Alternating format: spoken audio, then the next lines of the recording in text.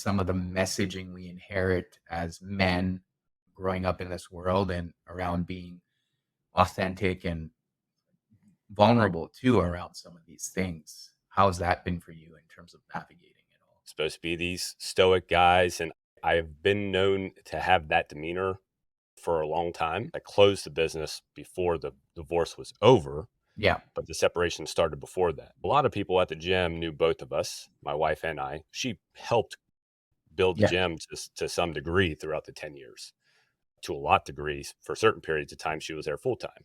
Hmm. So when that happened, it looked like nothing bothered me. Part of that was because I understood I still had to run a business. I still Yep. had to be there. I still had to show up for the team.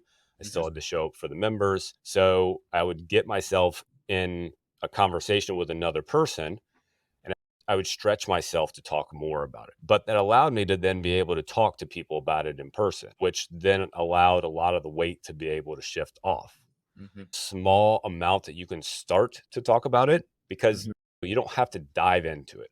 It doesn't Right. have to be an immediate in-depth outpour of your thoughts, feelings, and emotions and complete just a beginning conversation of, yeah, man, I'm sad about it, right? Yeah. Just an acknowledgement. And once you start it, it becomes a lot easier. Where people get in trouble, I feel, is they recognize that they're getting attention because of the remorse that you're feeling, so they drag it on. And that's what you don't want to have happen. So there's a line. What you're trying to do is work through it, and you got to be able to let it come out.